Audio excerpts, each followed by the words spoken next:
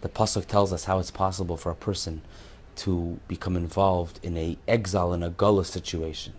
It starts with midbar haggadah. The person looks at the exile, he looks at the gullus out there, and he says, it's big, it's huge, it's bigger than me. Which the truth is that spirituality is really bigger than the gullus. It's really bigger than the desert out there. And then the person goes along and says, v'hanoira. Not only when he goes out into the outside, into the desert, is it a grave and great desert, a great exile, but even in his own place, even when he's in shul, he feels the exile. And the next stage is that there's a nachash. The nachash means that the person has a heat, because the nachash has a hot poison. So the person has an interest, a warm interest towards worldliness and towards the desert out there. And then saraf, that this interest and this warm interest in the galus burns and gets rid of his interest in kedusha.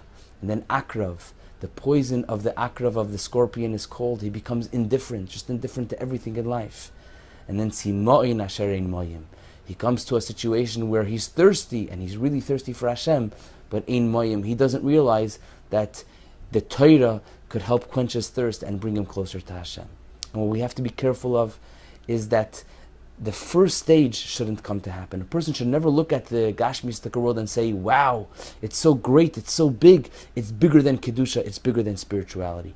We have to know from the beginning, from the get-go, and all along, that spirituality, Kedusha, and Ruchnius and godliness are always the greatest and most powerful thing in the world.